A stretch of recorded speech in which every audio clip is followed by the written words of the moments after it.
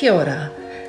We are looking at Achievement Objective 3.1 and we are learning how to use some pronouns, some place names in Aotearoa and some means of transportation.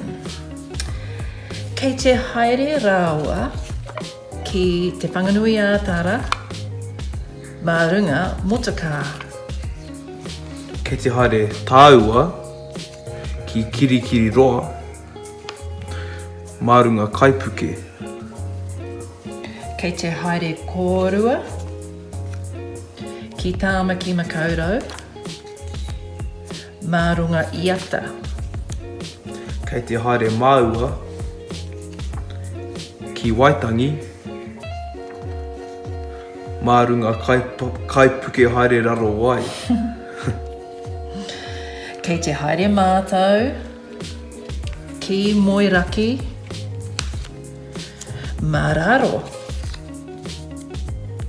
Kei te haere rātou ki Tongariro,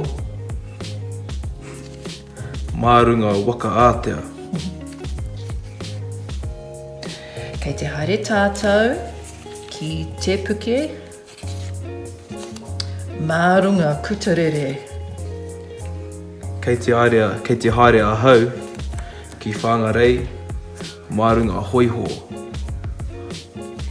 Kei te haere koe ki Matamata, mā runga waka.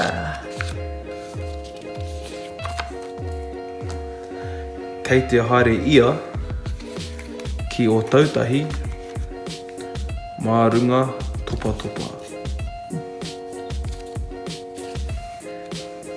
Kei te haere tātou ki Kerikeri, mā runga taraka.